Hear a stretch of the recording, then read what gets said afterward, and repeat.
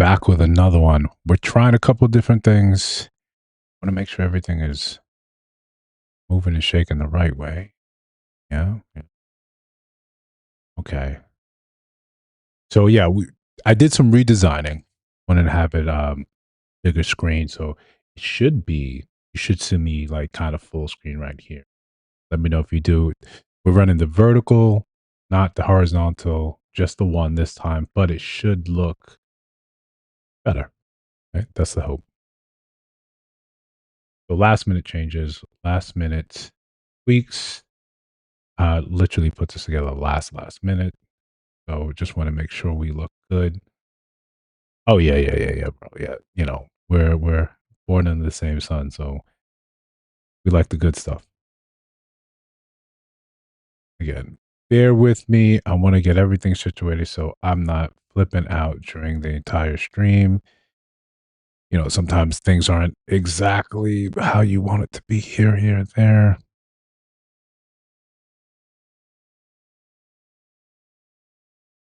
All right. That'll help. All right. Yeah. So listen, we'll just make the things happen as we go. So one of the things I wanted to talk about today, right? And this is a test run for the stream itself when we try this vertical format. It's like when you change out when you rewire your house, right? You're putting all this money into a product, but it doesn't really turn around and really you don't see any extra money for your trouble. It's just one of those things that you had to do for safety reasons, and now your house is better. You don't get any extra money for it. It just functions better. So congratulations. This is what the stream is for most of you guys. A lot of the stuff is going to look the same, or just maybe more convenient depending on how you're looking at it. But for me, it's going to make like sort of all the difference in how this sort of goes back and forth. Okay, so yeah, I think that's looking a little better for that. But to the show. So again, despite it being last minute, these are one of the things that I've been wondering about as I consume more and more social media to make a better product or to sort of combat some of the things that are being said online. And by one of the things, I don't think it's sort of my job. I think it's all of our jobs to say something. Just like when, our beloved, Marvel started changing some of the narrative. For such a long time, for the 10-year span, we liked what we saw because you could kind of just pick up a comic and say, okay, I'm familiar with that arc. I'm familiar with that theme. I know where this is going. Heard it before. I've seen it before. I read it before. Now I get a chance to see an anime with my favorite characters or favorite celebrities. I get to see this in live action and I like it. Simple. Right. And especially for men, it appealed to the very simplistic nature of us of someone got kicked in the head, something went boom, felt good. I like it. So what happens? Like with most things, the message gets introduced into it. And not saying that messaging is bad. Messaging is bad when it co-opts your own train of thought. And they did it in a small way, just introducing characters that no one really weren't really mainstream, but you propped them up to be so. So we looked and said, "Oh, okay, right, i.e. Captain Marvel, like, oh, okay, this probably wasn't the best character to go with. This was not exactly a lovable character. We all, from everyone that's familiar with the comics, the way they wrote Captain Marvel, she was already ostentatious and kind of full of herself. So, but it was not a popular series. You know, but Marvel put it out there in front of us and said, this is important. So we believed it. We ran to the theaters and ran it up for the tune of $1 billion. If you go back and watch that movie, that's not $1 billion movie, but we watched it because you put it right in between two of the most cinematic pieces we've ever seen in our lives. If you were a comic fan, you know, Endgame, and then right before the Infinity War. So we had to see it because we thought we believed you. We put our faith in you that what you were going to give us was exactly what we wanted to see, was exactly what we needed to hear. Well, we do the same thing now, right? In terms of relationships. When people are on the internet, on Beyonce's internet or Al Gore's internet, depending on who you rep, we have a tendency to lose part of this, what makes this sort of feel real, feel intimate. Me talking to you, you in the chat, going back and forth, having real conversations. we lose this, and there's a bit of hope that what I'm saying is truthful. At the very least, you think that, hey, that person's well informed, that person's making sense. Why would they come up here and just sit there and lie to me? Oh, what's going on, Kat? Glad to see you in here. So why would you come up here and think that I'm just going to simply lie to you? You'd think that I'm just here because, one, I want to share the information with you. Two, I want to create a community. Three, I get something for your attention. So you would hope, at the very least, what I'm telling you has passed the test of veracity. But what happens when I care more about holding your attention? When I care more about taking the resources that you have, and you may not realize how important your attention is as a resource. I care more about extracting that than telling you something that's truthful, something that's helpful.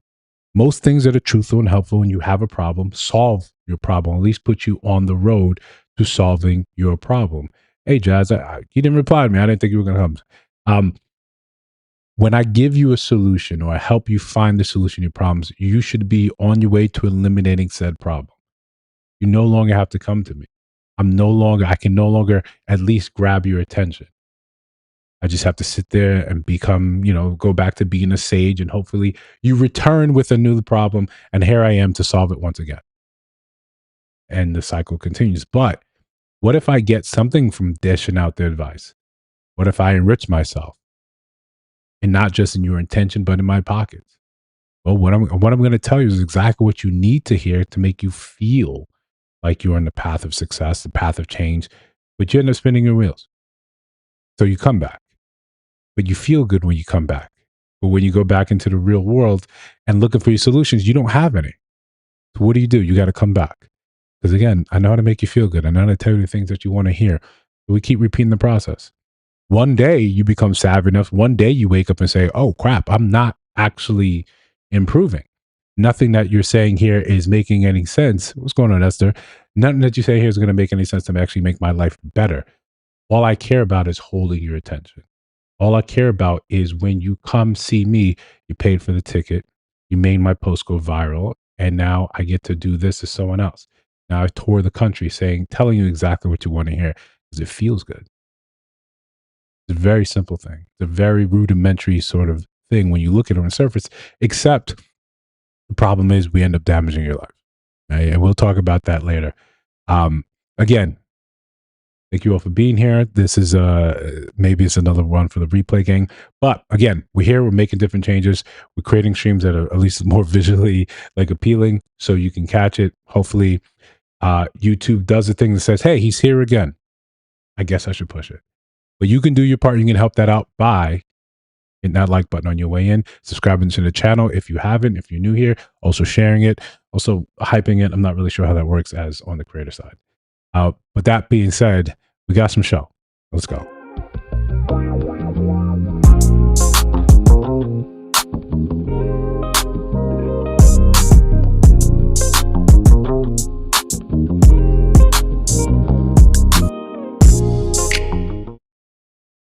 All right. So listen, if you're new here, then you probably didn't notice that was changed, right? I had to take time and recreate all the little things, the little niceties that I like to see here and there. So some of them are different, some of them are the same, but we do what we can, right? We do what we can. So again, we're going to ask for a little bit of sort of just leniency in terms of, I'm still trying to make sure all this kind of works the proper way it's supposed to. There's little intricacies I know I got to sit there and take care of, but for the most part, we should be good. We have some of your favorite things coming up. One of your favorite shows, we have that as well. It wouldn't be a live stream without it. I don't know what we're going to do when we finally run out of those clips. But let's go.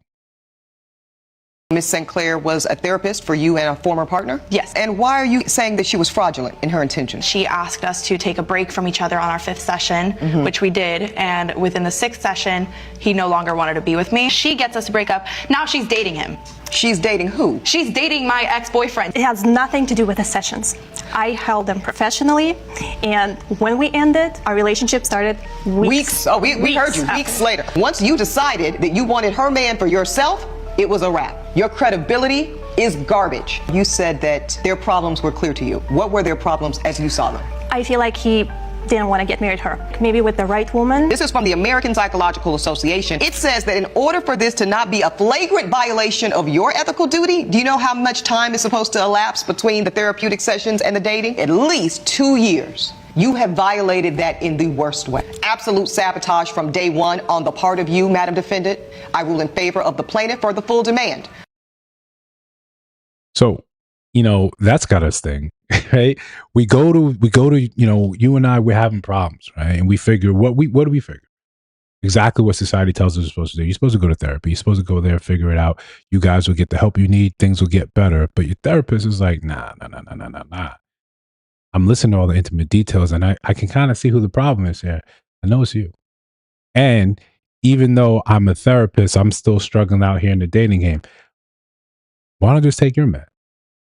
Right? This is again one of those things that are dangerous because we put so much faith in the authority of, you know, the therapist, not unlike, you know, someone giving you advice on the internet. We automatically trust that they're going to truck with us in good faith. They're going to give us righteous advice. And then I'm going to walk away from this entire scenario better off than I was when I first came. We're going to have all the solutions that we need to actually make something work. But instead, she's looking at me and she's saying, I need that. Right? I need that. So one of the problems that we have in a society is we've been primed, right? If you can consider, we've been primed to trust authority. The easiest one that you can see that we kind of push back on that is probably police officers. Because, you know, we've put it on blast. We've seen it. You've seen how things go left so often, or at least it looks like it's so often. So now we look at that with another grain of salt. We look at that with our third eye. And then when it comes to it, you have plenty of videos now where people openly disrespect the same people they say will violently kill them. What I want to take away from this is the effort of priming, of how easy it is to put you on a certain path. And then once you're there, to try and take advantage, i.e., you and your boyfriend, you thought you had a thing, but I wanted the thing. So, you know, if you would be so kind as just kind of move over. Ms. St. Clair was a therapist for you and a former partner? Yes. Sisters, clock in, lock in. This man just said paying for pussy is cheaper than getting it for free. Paying for pussy is cheaper than getting it for free. Right. If we're just looking at math, right? If we're just looking at math, does that make sense? Right? Not to belabor a point, but does that make any sort of sense if we're just thinking about it in that cold sort of term? Sisters, right? Man just said paying for pussy is cheaper than getting it for free. Paying for pussy is cheaper than getting it for free.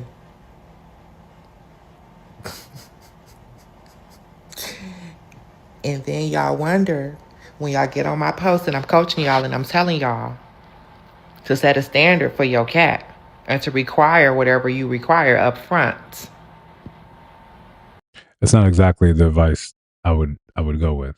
You know, I would probably say, yeah, there's going to be a subset of men that agree with that, or that just look at it mathematically, say that it makes sense. There was a post a while ago where a guy, he did the math on the like price per nut, and he saw like it was a diminishing graph. Like the longer you're in it, the less you end up paying. But in the sense of what I think she's missing the whole point of using this as a financial sense of saying that, yo, these men, you just charge them up front because this is how they'd rather just go pay. Most men would rather not go pay. If most men can get the women they want, their desire, they wouldn't pay. You know, not in the traditional sense of something sort of just transactional.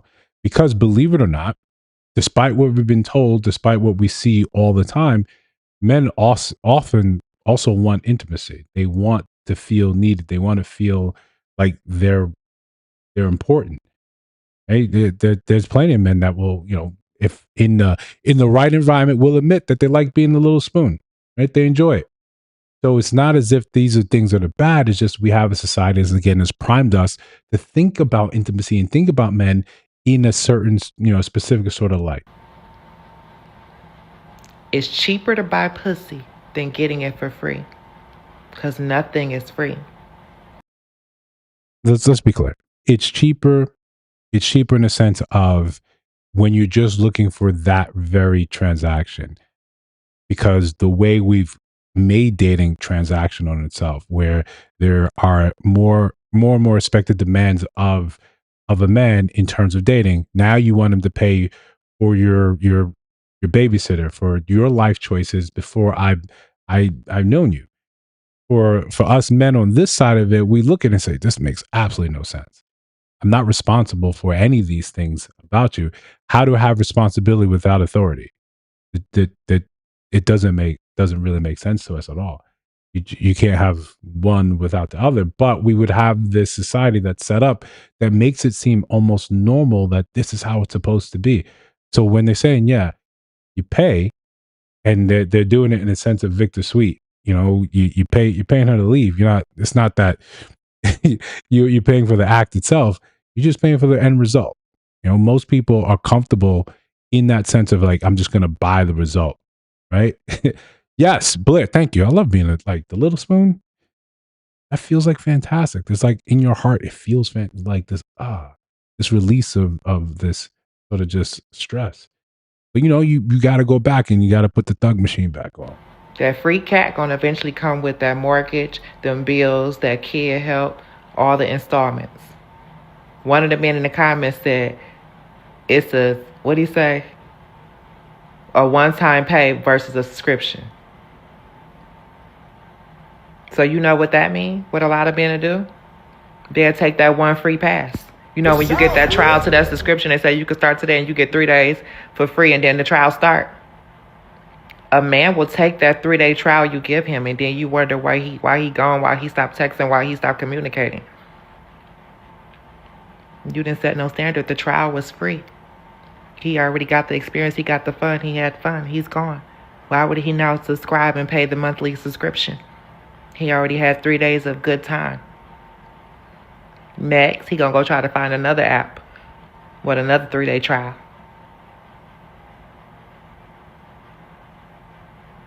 Paying for pussy is cheaper than getting it for free.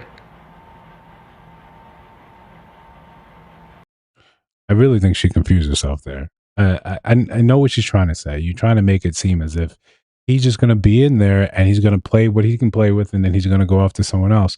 But realistically, you don't really see that happening. Realistically, a lot of times when these men sort of just disappear, sometimes just be fair. Sometimes he got to know you. He got to know you. You got to see your living situations. You got to see your expectation, and he said, "Listen, I'm going to take what I can take. I'm taking what I can get, and I'm off." This is despicable behavior. Yes, it's fine saying that, right? I'm not trying to make it seem like it's anything but that. But a lot of times they're just looking at it because, like, yo, this is good for right now. This is good for right now. And when we consider the other part of it, when you only have your body to offer, most people will take it. And that's it.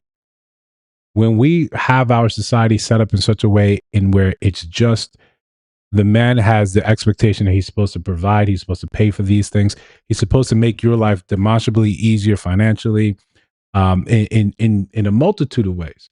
And the only thing they say for you is like, yo, give him your body. What do you think he's supposed to take? When you give that up, he's going to be like, all right, cool. Now I can look at it realistically and say, these other things I'm expected to do for what you are, for who you are, because you don't have personality you looked and developed. Why am I staying around? That's really the math on it. Not just that, it's just cheaper. No, men aren't going to get like a mortgage, a house. They're not going to get these lavish things. Whenever you look at it, especially a young man, whenever you look at how his life is actually progressing, you'll see often that he can be very bare bones when he has no woman in his life. He has no plans for that. He can be very, very much bare bones. You don't need a lot because you're not trying to oppress. You're not trying to show a woman, if you come and live with me, this is the lifestyle I can show you. This is what I can give you. This is the options no, if you're not there, man, like, all right, I got a TV that's on an Amazon box. PS5 is hooked up to it. I've got a 45-pound plate that I could use and throw a pillow on top and just, prop my head up and have a desk that I can get some work. It's no. When men are signing up and they're trying to make it seem like, yo, if you do this, then you're going to have all these years of this. I get the fear, right? And I get the fear. And I get how we've been sort of primed to believe these things, to look at things in this sort of light. This is what, we'll talk on this later, but this is important for us to understand where things are sort of going wrong. Have you ever lied to your husband about where you have been after work? That answer is yes. True. Do you consider having sexual relations with your husband a chore? My answer is yes. How's that gotta feel, right? When you're just sitting there and listen to it, like, how's that gotta feel? You're just like, You sit there, you just gotta really take that on the chin, right? You just gotta believe that this is what it is. This game show is absolutely ruthless. True. Do you think you have been a good wife?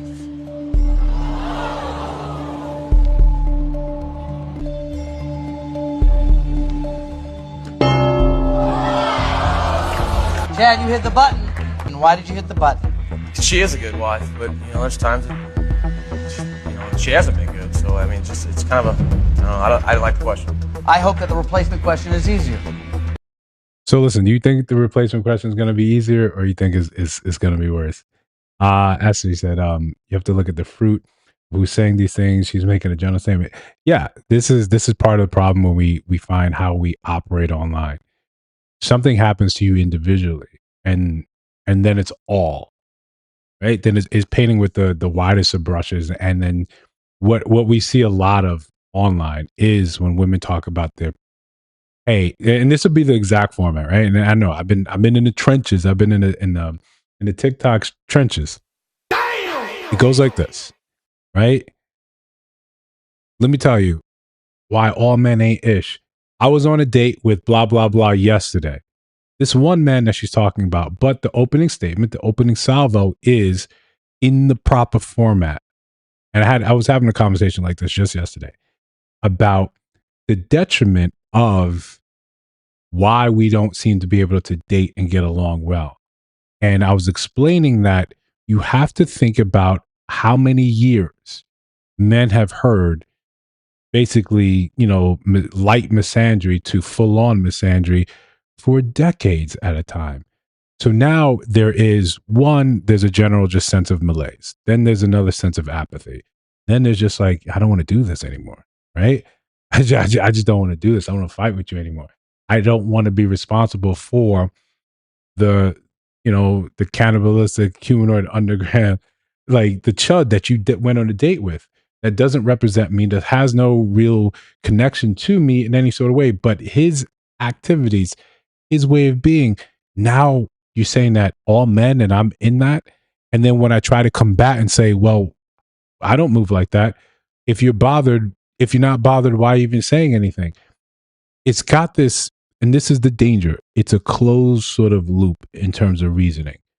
The echo chamber bounces around very quickly and it seals itself in there.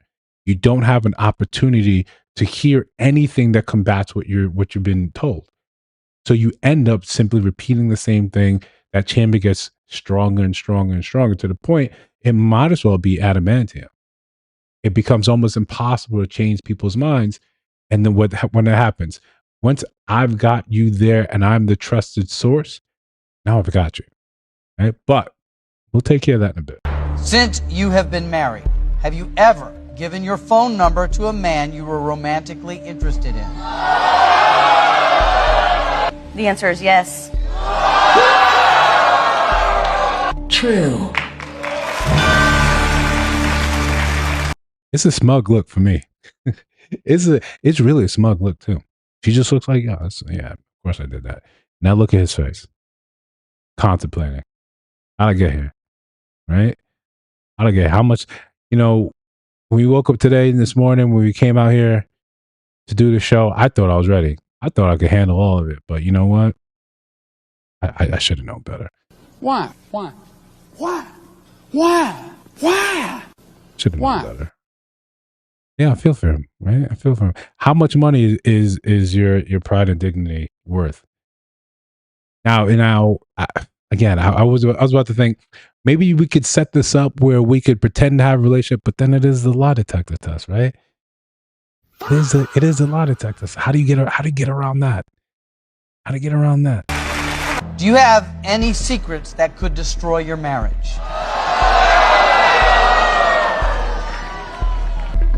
Yes. True. Have you ever had a sexual fantasy involving one of your husband's friends? The answer is yes. Come on now. Blair, I'm looking at you. I'm looking at you, Blair. True. Do you have any romantic feelings for a man other than your husband? The answer is yes. True. All right. Let's try to have a bit of a nuanced conversation on this one, right?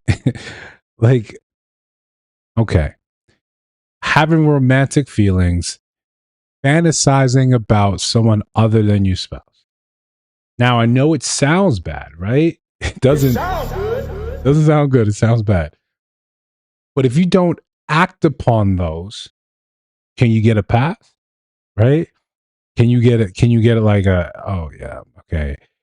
You can, because we understand that just because you're with someone doesn't turn off the attraction to other people. That's real. That happens. That's a real thing. But as long as you still maintain that professionalism, as long as you still respect your spouse, like I want to couch this in a proper framework that it's only going to be natural that you are attracted to the opposite sex. That's going to happen, period. You just can't pretend like it doesn't. Now you're faking the funk. Now you're lying to everyone involved. Right? No, Blair, I'm looking at you, right? No, don't give me that. Don't give me that. don't give me that, handsome devil. Have you had sexual relations with any of your husband's friends and never told him about it? The answer is yes. Since you have been married, obviously now it's bad, right? You've had the feelings, the romantic feelings, and you've done it already. So I mean, now I think the only recourse now is to make sure she wins as much as possible, because half of that should be yours, right? have you had sexual relations with a man other than your husband in your own bedroom?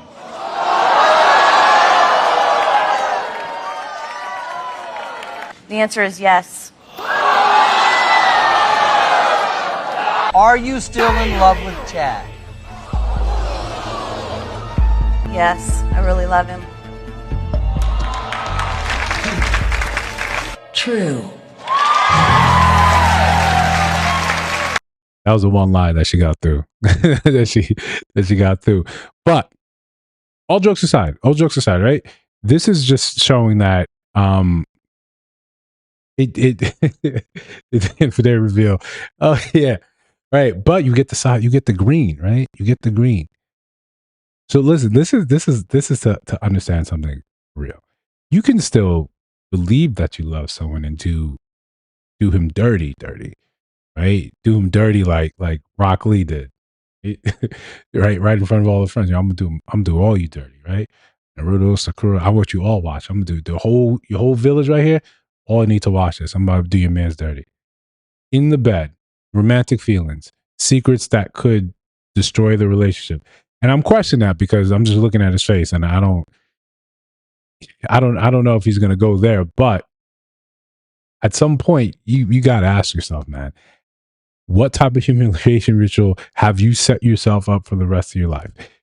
But take away the caveat that she can love you and disrespect you. Do you think, right? Do you think the opposite would be true? If she respected you, would she do these things to you? I really think that that's a lot of money for me and my girls. And I'm good. I'm stopping. Sure? Okay. Thank you. Are you all right? Lord have mercy. Whew. That was rough. that was rough. You know, this show never disappoints. This show really never disappoints in the way they go after it. But the takeaway, right? What we want to walk away with the understanding is that it's complicated. It's nuanced. And when someone can love you, right? Just like when we watched what was it, Invincible. Right? I loved it like a pet.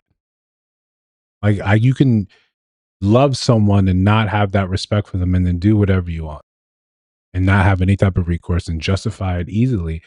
Listen what she said, like that's a lot of money for me and my girls. Like you knew this whole thing was over. You just sort of blew it up and you're taking a little payday with it. Hopefully he'll think about the girls, and I wish we knew the details of that relationship, but I would not be surprised if he wasn't, the father of some of those children. Unwillingly or not. But listen, that easily could have went and crash out if they played that for the next, like, the behind the scenes for the next 10 minutes.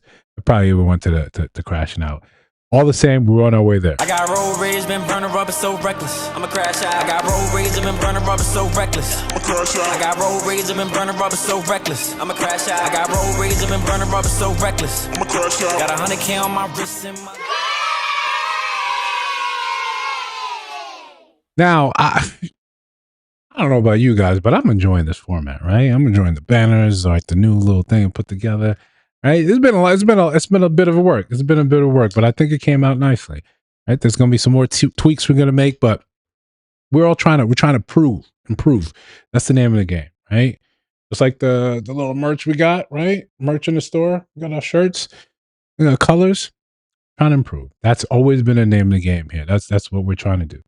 But that being said, one of the greatest things that you guys can do to help is to support the channel, is to like the stream, is to subscribe, is to share it. These things make all the absolute difference. Yeah. Out of the two, you actually picked up merch. So I love you too for that. Thank you so much for the support. Also for you guys showing up time and time again. That attention is a critical thing that it means the world. Sometimes it can get sort of demoralizing putting stuff out there and thinking that, like the rest of the world, efficiency or effort is what's simply going to be rewarded, or it's a merit-based system, but it's not. Content creation is sometimes you got to do it for the love of the game, and a couple of the shorts that I dropped was for the love of the game. Like put in a little Marvel, those things help rejuvenate. So does the likes, so does the shares, so does seeing the content move in the right direction. I mean, you wouldn't want me to crash out, right? That'd be bad. Stop the video when you hear a lie. I'm happy being single. Sorry, film this shit. I'm happy being single. Been in 2 relationships, 10 years each. I can promise you niggas, if you spend your motherfucking life trying to please these women, buying pussy, giving money, it don't make a difference whether you young, whether you old, you a motherfucking fool. Did you see what they do? The pussy ain't yours. Soon they're not happy, they will give somebody else that pussy. I promise you, it doesn't matter how much money you got. I've lived in a mansion. I've had 2s, 3s, 4s, 5s, I'm quarter horse bitches. Bitches so fine you'll drink their bath water. So when we talk about being primed, right? Being primed to think about things a certain way, it happens on this side as well. It's not a thing where we're just saying, well, women are being pandered to, men also pandered to. You're told that this is how women are, and you believe it through your own experiences because you've never thought, hey, maybe I need a better class of woman in my life.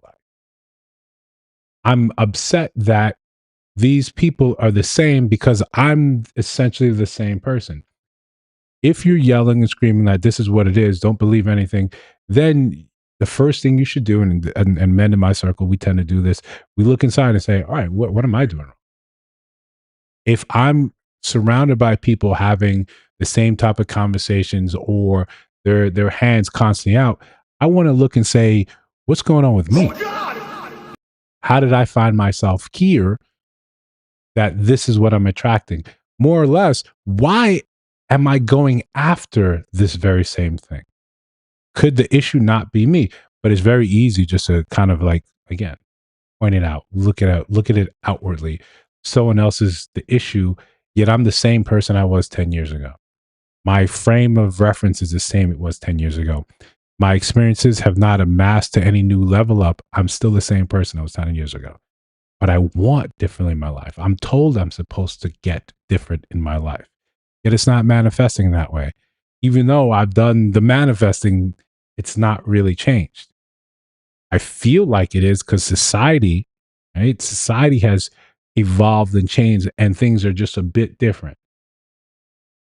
Think about like the price of, a now later is different from back then. Doesn't mean the actual product is different, but it feels different. This is how you sort of get primed and talked to and convinced that what you're doing, how you're moving is right when you're really spinning your wheels, when you're not making any type of forward progress at all. Doesn't matter. They're all the same, especially financially. Women who really get that bag don't even be talking about what are they gonna do for them. I don't even deal with women who have this thing where you think you gotta take care of them. You do not have to take care of no motherfucker when pussy is free. I don't know who told you niggas that. Now I don't know what city you niggas live in, but me, I lived in Atlanta, I lived in New York, I lived in Cali. Pussy does not cost money. Now you can take a woman, a queen on a date. You can take her to eat. You can take her out. It does not matter. That's great. We all gonna be. I've done it again. Sometimes you're gonna spend a couple hundred on a date. Sometimes you ain't gotta do nothing but pick her up, come to the house. It ain't about that. Y'all took it all away. If the women don't like you, the problem is this: y'all getting advice from these women who don't even fucking like your ass. I agree with that. I agree with that. When you're getting advice from people that are constantly tell you about how much they dislike men, why do you think their advice would be helpful? If you know you want to be with someone, you want to be with a man or woman, then you should be very cognizant. We've said this several times on this channel. You need to be very cognizant of what you actually consume. You have to. Stupid. Use your common sense. You have to think about these things in a discernible way that can actually get you the results that you want. When you, again, I understand we've been primed to listen to a specific cadence, a specific way someone is thinking, someone is moving. And in that sense, we end up being the same thing, right? We end up moving and shaking the very same way. But the truth is, if you want better, you're going to have to start making some real changes. In the sense of if a woman does like you're not having these conversations about what can you do for me monetarily? What can I get from you? They're not looking at it as this is simply a way for you to enrich my life because we're just around, we're just here. I'd understand it on the other foot. If I don't like you, then it's kind of a chore to be around you. At least I need to be compensated in some sort of way. But we know where that leads. We've seen plenty of other people crash out in awful ways. But another thing that I think we need to understand when we put content out, and by content, I don't just mean people on social media, how we carry ourselves in public, right? Because everything is kind of content at this point. Whenever you see an accident, whenever you see something happening in real time, in real life, what happens? Someone's phone's out. That is going to be content. If there was, I forgot who posed this question. It was one of those pseudo, psychological, worldly questions, the type of questions that Blair sometimes poses to me. He said, do you know how many people, right? Blair didn't say this. I want to give him credit for that. But do you know how many people's photos like you're in the background?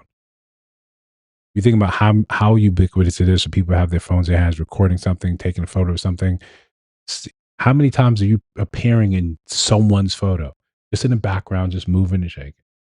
Sometimes you catch it. You sometimes see people doing little little photo like set like crossing the street, and I want to get that video, and I'm looking at it, I'm like, dang. Plenty of times I'm on the plane and I see people taking photos where I know they'll never ever look at it again, but I know I'm in it. I've seen it. It makes me want to probably think like, man, I wish I dressed up. I wish I looked better. I wish I took care of X, Y, and Z. But sometimes we are not really responsible in that sense. Sometimes we ignore how we sort of represent ourselves, how we represent our culture. Why are our black women out here acting like this? Take a look. Give me my cross, bitch. Give me my... ¿Le tomaron las placas ahora? Okay. Give me my cross. No, ya te... Quítese. Oh, God.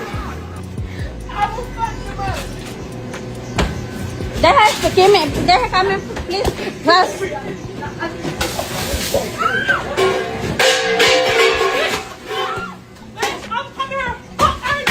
I don't see most black, when I go out, I don't see most black women acting like that in public. I don't see most people acting like that. I'm sorry.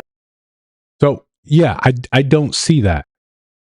But when people are showing you actual evidence of it happening, let's address what we're actually talking about, right? This does happen. It happens enough where it's you don't have to simply deny its existence. And this is part of the problem when you end up in your echo chamber, your solidified echo chamber. You don't allow anything else outside of that narrative, because, and it's an insidious sort of process.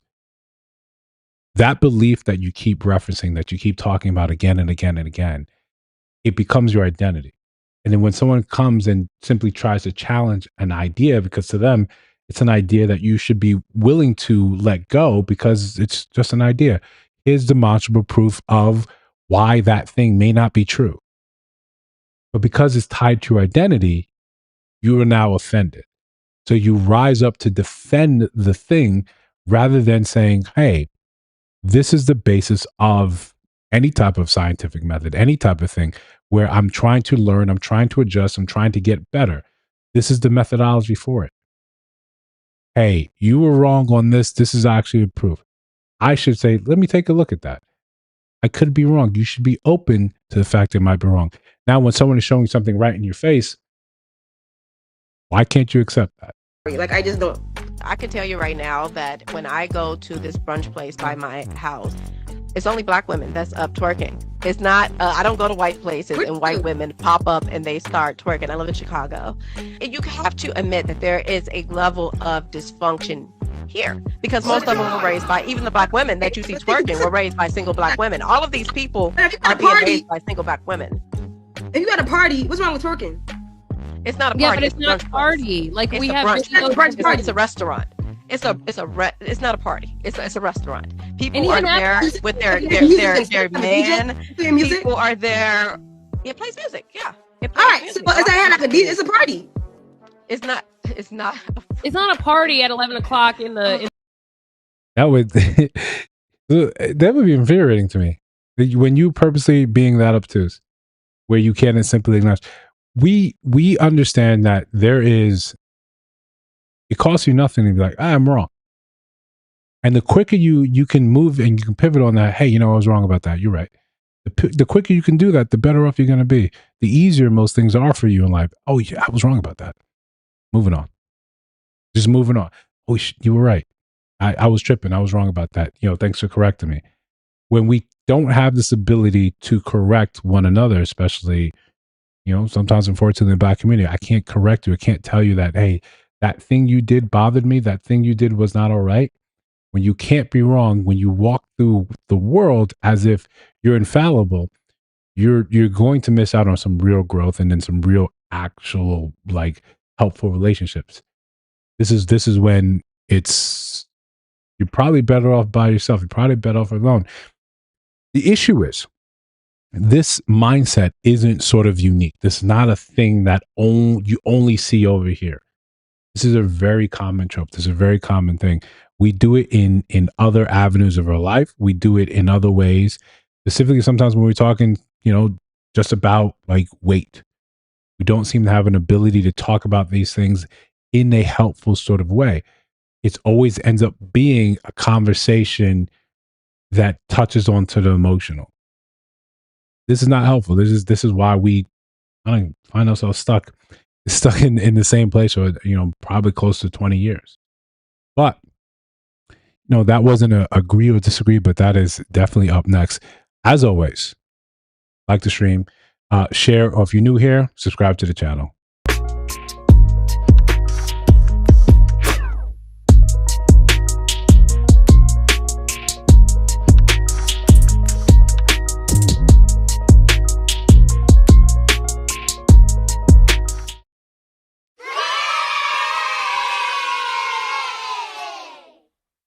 Now, listen, don't get me wrong, right? It's a party. Who doesn't enjoy some twerking, right? Especially some decent twerking. Right? You enjoy it. It's just, I'm here with my mom, right? I'm here with my mom. I didn't think this was a twerking spot, right? It's 10 a.m. Right? Kevin Kelly had that blow up years ago about his place, Kitchen and Cocktails, where he's saying he made a spot where it was, he spent all this money, he was trying to show like it's a high class sort of spot, and there was a DJ there, and women were twerking, and he came out from the back blowing up, livid, upset, and as usual, we were divided on how we felt about it. We were divided. We said, nah, it should be good, it should be fine, you should be allowed to do that. And other people were like, nah, this is not the right time or place, it's not where it should happen. The problem is, whenever we have those discussions, we find ourselves in that same position where it's hard for us to talk to each other and get any sort of demonstrable result in resolving any of this.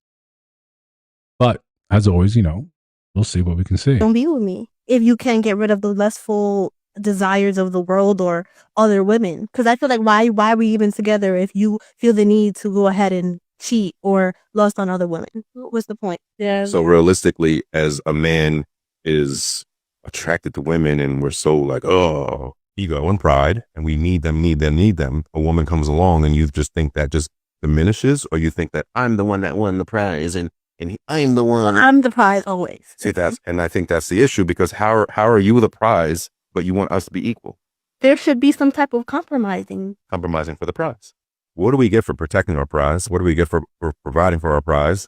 And you say, oh, we make it home. We cook, we clean.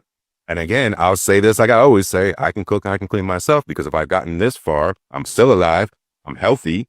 Apparently I can take care of all of that. So I always wonder, like, when I'm the prize, maybe we should not say we're the prize, and like realize that we're just equals.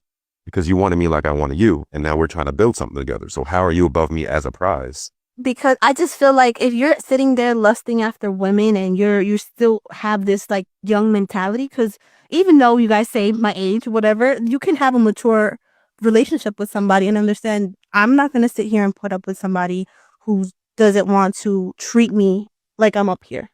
Oh God! So are we all, both just going to, treat each other like we're up there, or is it fine to just project that we're up there? If we're trying to have an actual conversation about this and how it actually is supposed to work, then if you want to look and say, like, who's the prize, then you would look and say, well, what do you... Now, this is a touchy subject, right? Because we talk about prize and sort of value, and it gets close to saying that one person is more important than the other, or is more valuable than the other. That's a prize is something that at the end it's your reward for winning a job well done or doing something well. If you look at it and say that person in those stringent sort of terms, then it doesn't really make any sense. It's very sharecroppery, right? It's back in those days. We don't like to think about people in that sort of light.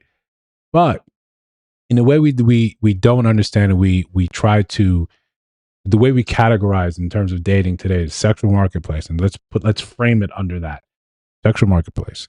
When we just look and say, when you have sort of higher stringence, higher rules to meet on one gender, and someone does actually make it through that, then yeah, that person would be what you would want to end up with. That would be the reward for a job well done, a life well lived. I don't think it's, well, like he's saying, I think I'd take it a step further. I wouldn't say that we should default and say anyone is in the prize until you look and see the body of the work. When you come out the gate and say, I'm the prize because I'm a woman, well, men are going to look and say, yeah, but you haven't really done anything with that to increase your value to us over here, the competitors. Not everyone is a prize. I think that's probably a better way to say it. Not everyone would be a joy to be with. There are some people that are absolute monsters. And this is genderless, right? This is genderless. There's some people that are absolute monsters. You wouldn't look and say, this is a person's a prize. We've seen countless videos of sometimes when women flip out, and there's that OnlyFans model. It feels weird to say model. But the OnlyFans woman, where she was jumping on the car, breaking the window. Is that a prize? Is a prize something that becomes detrimental to your life? Is a prize something that makes your life terrible? No, but when we walk around with these distinct regular monikers, forgetting the fact that you have to do the work in order to be chosen, to be better. And this is, again, genderless. You want to be the one that people see, that want to be with, that want to go through, and I got to jump through all these hoops to get to that person. I deserve this. Nah. The problem with these conversations is because we ignore the very first part about what do you deserve. You feel like you deserve the world simply because you're walking through it. If you look and said, I deserve what I have in my life because I've earned it, that should be the very closed sort of conversation. Where I am in my life, I've made the choices that have got me here. I've made the majority of the choices got me here. Some things impacted me because other people made choices. It's a consequence of living. But where I am today is a direct reflection of me. I want better. I need to now do the work to find ways to do better than that. It's simple. If I want the best, if I want to be known for being the best, I got to do it. The cream of the crop. Nobody does it better. Right? You have to put in that work. All right. We all are suffering under that daylight savings, right? Savings. We all lost. We're all lost now. We're all exhausted. I'm exhausted. But it's like, yeah, put this thing together and see and get better at it. I deserve a YouTube plaque. Apparently not yet, right? Not yet. That's not how it works. I can't cheat part of this, and it's saying, show me your effort. Show me that what you're saying that you deserve, you actually have worked for it. When we get to that spot, when we get to that place in time, now you can call yourself, yeah, no, I'm a bit of a prize. Here's the proof. Here's what I did. Instead of you won the genetic lottery because your parents said, I'm hot, you're kind of hot, let's do the damn thing. And we got a kid. Now kid gets up and being attractive. That doesn't mean anything. That doesn't win you anything. And in a society today where jumping up a point or two with makeup is not a difficult thing, or jumping up 2 or 3 points because you got your body done, not terribly a thing, or jumping up 4 or 5 points because Ozempic is a thing. Beauty is as valued as it is, as amazing it is to look at. It's becoming just like, yeah, okay, now I kind of expect you to do it. There was an Indian creator, Indian woman on TikTok. She posted something, said she's afraid that she's her boyfriend's first baddie, and the internet lost it. I said, wait, what you mean? Right? What you mean? There's a baddie in the room with us. When you just get to claim things without showing the work, showing the routine, people are going to have questions. People are going to say, I don't tend to agree with that. I don't tend to agree with that. Women prize in the same way as your yeah, nah. Yeah, you're wrong for that one. I saw a video of a woman saying when white people tell black women that they need to lose weight because they're more prone to diseases and health problems, black women tell them to stay out of black folks' business. When black men get on the internet and say black women should take care of their health, they tell them to stay out of women's business. And then when black women tell other black women to get in shape, they tell them to mind their business. And it's like a lot of us don't want to take accountability for our present day actions. What I was just saying. Now think about this. You're in a closed system. in a semi-closed system. There's one person, one or two people that you listen to that can actually give you the proper advice, and they don't tend to give you that advice. We'll highlight that in the next segment.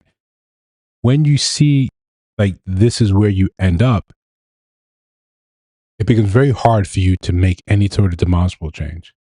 It becomes almost impossible for you to look at your scenario, look at your circumstances, and say, here's where I'm wrong.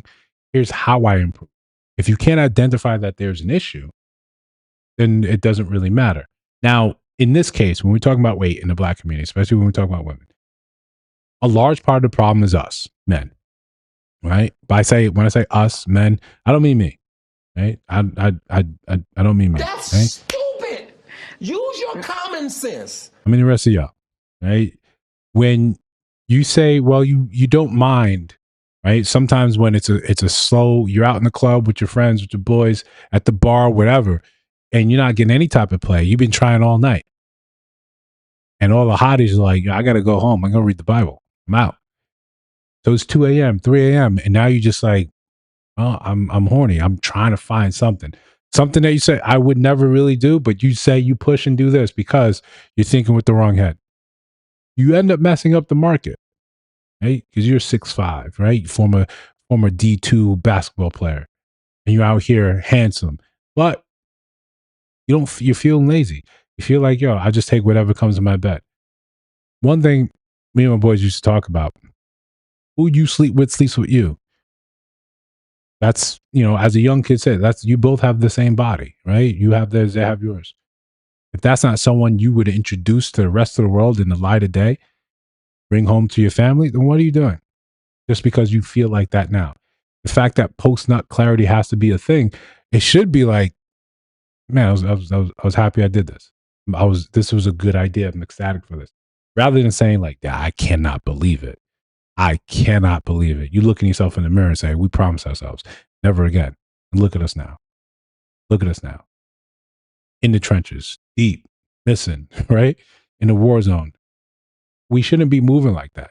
This helps sort of perpetuate the idea. So when you go and say, right, and we're being real, and Blair, Blair can attest to this, my brother can as well. I started when I got in shape, it was because I was honest with myself. I said, I want to look good naked, right? I want a woman to see me like, damn, right? That's what I was going for. Damn. So it was the honesty that kept me on the straight and narrow, because I was fine voicing that piece of honesty about myself. When the opposite doesn't need to happen in order for you to get play from men, then okay, you don't have that opportunity to say, I need to get better, even if it's for a vapid reason. I want my body to look like this. No, because you're still going to get play. Men are still going to go after you. This other video I saw just this afternoon where women were talking about comparing their weights at different heights. And one woman says, she's showing like 5'7" at 262. And she's showing like how it looks versus, and then other women in the comment section were posting their photos of themselves and their different weights. I think two people were posting at like 170 and one other person was like 190. Everyone else is firmly in the twos. And no shame, no nothing about it. Just go in and say, it's fine. It's fine. I know that's not my cup of tea. I know that's not my thing. I tend to run hot in the bed. If you're hot as well, then it's just a furnace. And it's hard to regulate that with a thermostat, right? I don't got one of them cooling jet beds that can suck away the heat. But I know that's not my cup of tea because what I like, what I prefer. And I know there's a subset of men that prefer that. But when we're talking in mass, if you want to be more attractive to men, then yeah, being in some sort of shape would be the goal. When men are just like, I don't care, I'm still going to pursue. You take away a very large incentive for our women to say, I should get in shape. I should get it together. When you look at the numbers, when we just do the math, right? I know we don't like math sometimes. When we're only looking at 10% of the population of the entire, just males, right? We're just talking about income. We're not talking about height, because then we got 14% of the male population is over 6 feet. If we look at that and women are saying, you all, 80% of you competing for 14% or 10% of those men, and that's not talking about those that are DL, it's not talking about those in relationships, it's not talking about those that are just done, not looking for anything, just happy with their peace. What are you working for? What are you looking for? You're competing for maybe 2-3% of the male population. One of the conversations I had recently over breakfast in my apartment complex, like, oh, there's someone for everyone. I said, do the math. They didn't like that answer. It sounds good. They didn't like that answer. I was like, no, it's not. Well, some women don't want to be with men. Yeah. Some men don't want to be with women. You can hold for the same of those. You take the incarceration rate, you take the DL rate, you take the just openly homeless. No. And then you take those men that you actually do want. No, there's not someone for everyone. Not as long as you hold on to these standards of one, I'm the prize. I can't be touched. I'm the best. I'm the best that ever touched it. Right? Wolverine here. I'm the best that ever did it, bub. No, this is, unfortunately, this is not how it works. And when you look at the math, then the game gets cold. The game gets kind of a little bit depressing.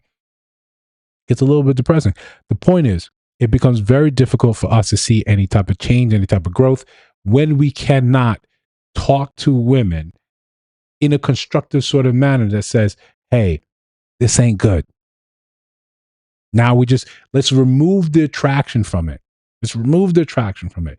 Let's look at it, right? When you really just look at it outside of that, how am I supposed to motivate you?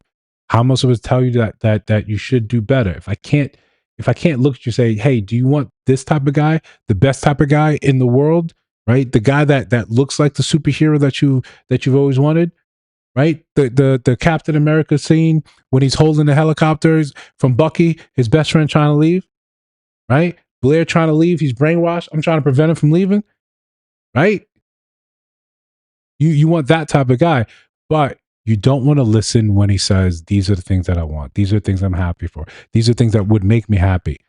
Instead, what you want to do is stay in that echo chamber where they got you pegged, where they can keep telling you the same things to keep you right there stuck. But we'll talk about it. Just like the stream, subscribe to the channel. If you're just, if you're new here, if you're in the chat, or you're not in the chat, because sometimes people just kind of view and don't say anything in the chat. We'll keep going. Basically, I feel like men want to be treated like women a lot of times. They want to be taken on dates. They want to be called all the time. They don't want Does complaining make your relationship better? Has it ever made your relationship better? No. Has it ever made you truly happy? No, not at all. So then why do you continue to do something that everything up and adds no value, and you can see by everyone in this room that it's not just your husband, that is the worst thing you could do to a masculine male. You have a miracle beside you. You have a man that has taken your for years and who wants to be more for you and has gone on a 9-month, 8-month, 7-month journey of working his ass off. He's done everything that almost everyone wants a man to do. He's expressed his true feelings. He's been vulnerable. He's worked hard to improve himself. He's loved you through it all, and he's not made you wrong. Maybe that's the problem. I know you're a good soul, but you've been rewarded so much for so long because you're an attractive woman that you have never had consequences for how you behave. All right. So like I said, there's going to be some hiccups. There's going to be some hiccups here and there, but I want you to hold the Tony Robbins clip in your head, right? I want you to hold it in your head. All right, we'll get to this in the proper order. Basically, I feel like men want to be treated like women a lot of times. They want to be taken on dates. They want to be called all the time. They don't want to be the man in a relationship. They want to be earned. They want to be pursued. So I want you to hold the clip in your mind. I want you to understand that there's a difference when someone is trying to actually give you demonstrable advice to help you fix your life. And then there's Ace Metaphor, right? Who studied at the feet of Derek Jackson. That studied at that one of the best panderists to do it in our generation, while simultaneously doing everything, all the dirt, right? And there's been the very same things that were being said about Ace Metaphor, that he engaged in some of the very same activities, and there's there's always a bunch of back and forth going on in that show in terms of I don't know their names. Right? That's not important. The fact is, what you end up seeing is increasingly terrible advice. And anyone that has enough of a sober mind and looking at this can understand here's where you're going wrong. And we'll get to it very quickly, very easily. Yes. They want to be chased. Yes. I'm the prize. Yes. And the silly part about it is y'all be doing it. So she's saying that why do men want these things? Why it feels like these men want to be chased, they want to be this, they want to be that. What it simply comes down to is in this context, it's not that men want to be women or men want to somehow be princesses, right? Why would you want to be a princess when being a prince is cool as shit, right? To fight stuff, right? And you get to, once your daddy's like, I'm kind of done with this, you get to be in charge. Nah, being a prince is cool. It's super high, super dope. What men have been saying what they want is they want reciprocation. They want to know that the effort that they're putting out is appreciated. We cannot seem to have that part of the conversation. It somehow now have to be fed back into, girl, you don't have to change. If anyone, right? And this is genderless advice, and I think this makes sense for everyone. So, what I want you to do is write that down. Oh God! And I'm giving you some homework. If anyone tells you that you're fine the way you are, you don't have to do anything, but you're coming to them with a problem, they're probably trying to lie to you. This is not to say that, you won't have things that happen to you that you're actually blameless. We get that. In the by and by, if someone simply is telling you, right, let's forget that the whole part is like, in order for you to have the conversation with me, you need to buy a ticket to my show. And then I'll talk to you. Otherwise, don't DM me. Don't hit me up in any other sort of fashion. But come here, write it down. Let me parade you. Let me make sure we get you standing right here. Let me get the mic on you. Let me make sure the lights, the cameras, we hit you with that. Now I'm going to tell you exactly what you already kind of want to know. I'm telling you what's going to make you feel better about yourself. Why can we say this? We understand that there's more sides to the story, especially on shows like this. They go there and they'll say whatever thing that need to be said, and they'll simply believe everything that's being told wholeheartedly. The few times that they push back and question, you find out, that person's also terrible. Why is my husband doing this? Oh, the husband's actually there. Oh yeah, she stepped out and did this. I stepped out and did that. Now it's still back to that man. It's still back to that man's being the problem. Because when you hold that, it makes life easier, it makes things more palatable. But we never stop and ask a very, very, very simple question. Very simple question. For all the years that you've been pandered to, that if you don't want to call it pandering, that's fine. All those times that they've told you what you needed to know, has it resulted in a happier relationship? All the years that people have been telling you exactly what you wanted to hear, has it resulted in a more harmonious relationship at all? I don't think so. If someone is actually there trying to give you advice to change your life, why has it not changed your life? They seem to be doing better. Okay. The podcast, the tour, anyone that's on tour is doing a lot better than you, who's coming there to see them write out a question, hear the same things that you kind of assumed you would hear. And even in the times when they disagree with you, the attitude that you give them back, because you came there with the expectation they were supposed to agree with you. Someone was supposed to see this, that you were out here on this show and they were telling you the truth. What are you going to do? Right? Picture this. Right? For all the women in the chat, you have a problem with your boyfriend, your ace boom cool, right? You come back and tell him, hey, Derek Jackson said this. You should shape up. What do you think's going to happen? Look at you inside eye and say, I didn't know you were that dumb. I didn't know it was the easy for you to get sort of bamboozled. Rather, you go to Tony Robbins, and he's asking you real, actual questions. He's challenging a lot of the stuff, a lot of notions that you come in there with. The entire atmosphere of that scenario is so radically different. It's so radically different. Let's play it out and see for yourself.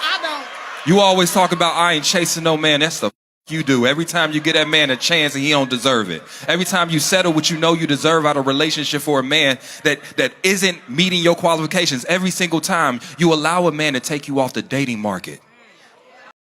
Who's he talking to? Right? Does it feel like he's talking to her, or does it feel like he's talking to the echo chamber? You have become unsingle to a single man. Here you are trying to prove your worth to a man that's blind to it. What good is it to be a good woman to a man that don't know what a good woman is? Right? The whole cadence, the whole tone, everything is geared towards making you feel like what he's saying is true. But it doesn't feel like he's just talking to her. He's talking to everyone else. He's talking through her to everyone else. Now, again, the Tony Robbins one. Does complaining make your relationship better? Has it ever made your relationship better? No. Has it ever made you truly happy? No, not at all. So then why do you continue to do something that... Look at the challenge, right? Look at the challenge to your own behavior of saying, hey, you're coming here and talking about why are men doing this? What are you actually asking? What is it that you're trying to get the answer to here? I feel like I don't have a chance to be with the man that I want to be with. It's easier when I disguise it by making it seem like it's a difference, it's an issue with all the men today. But the ones that I do attract, I have to do more work than I feel I should be doing. It's making me feel alone. An easy challenge is like, who's giving you these dating restrictions? Who's giving you these dating rules? What has happened in your life that you feel like chasing or showing interest in a man somehow invalidates you and makes you not feel like you're worthy of love? There's a difference. It's not even a subtle difference. It's a big difference in when you see someone that's actually vested in teaching you something, actually trying to guide you to a resolution rather than I'm just trying to make you feel better about yourself. In this case, he's talking about, well, you complain all the time to your man. Does it actually work? Has it ever worked? If Ace was giving her the advice, he would say, like, you've been telling him exactly how to treat you all these years and he falls on deaf ears. He'd go into that speech, that cadence that makes you feel better about yourself. Just sort of patching up these areas. And all that advice really does is keep people separated. If I'm coming to tonight's conversation and I'm trying to make it seem as if I want help in my relationship, you can see sometimes people go there with real questions. Sometimes, I remember one gentleman, this is when I became absolutely disgusted with the show. When a gentleman went up there and said, you know, he did these things and his wife stepped out of the marriage. And the first thing they said is like, well, what type of environment did you create? It was his fault. That's exactly where the conversation immediately went. It's reactionary. It's because you failed to do something that she had no choice but to do that. It absolves, and I don't think people play this out because when you're in that echo chamber, it becomes very difficult for you to see this. When you play it out in such a way, it ends up being as if women don't have the autonomy. Women don't have the ability to make decisions on their own independent of some sort of stimulus. Everything you do is reactionary. You just sit at home floating in a tube or a vat just hoping to recover, and you only react to stimulus. You never get to make a decision. You never get to do anything for yourself on your own. It's always a reaction. No, we know that's not true. You have complete autonomy over yourself to decide what you want to do left, right, and center. With that autonomy comes consequences. With that autonomy, someone gets to say, hey, you're kind of wrong for that. Those decisions that you made, you're wrong for that. One person here seems actually geared towards helping you. And another person there is just geared towards Make sure you book tickets again. Make sure I make this thing a spectacle. Make sure that it looks good so you can come back again, so I can invite other people here. I can have other people on stage. The one redeeming thing about tonight's conversation was Trip Fontaine, and he left. The problem is, or the point is, when people just want to pander to how you move and how you feel, you're always going to end up kind of lost in this. You don't really have a proper outlet. You don't really have a way to make sure that what's important to you is actually being addressed. And a lot of times it's not the thing that you wrote down on a paper. It's not the thing that you came in and said, he's not doing this. Men aren't doing this. No one wants to question and say, hey, maybe there's a part you play in this. Maybe somewhere how you're moving isn't really conducive to what you want in life. Maybe we can start examining those things and not have this 10-minute conversation that's somehow supposed to make you leave here feeling as if you got your answer. You came here expecting one answer and just validation. Yeah, tonight's conversation is always going to give you that. Always going to give you that. Outside of you being completely like awful, a monster and heinous, and it's just so obvious that they cannot flip that to make you feel better about yourself. It's like they try to convince us that, you know, Captain Marvel was a great movie. And the follow-ups, right? This is the best Marvel movie ever. No, it's not. No, it's not. Well, I just kind of want your money. If I was honest with you, let's made a shit product and I want your money. That's what we're doing when we're pandering to people. We're telling you, I'm not interested in making and improving your life. I'm not interested in helping you, but I'm fully interested in your wallet, in your money. I want that. I need that. That's going to make my life better. Hello, I like money. The minute I can get that from you, my life's better. I don't care. I don't care what you do when you leave here. Doesn't matter to me at all. But next time the show is, you know, passing through, yeah, make sure you come again. Make sure you pay your money. Make sure you make this an event. As long as you do that, I'm fine. As long as you do that, I'm happy. As long as you do that, I'm excited. I'm going to tell you exactly what you want to hear. I don't care about what happens to you 5 years from now, 10 years from now.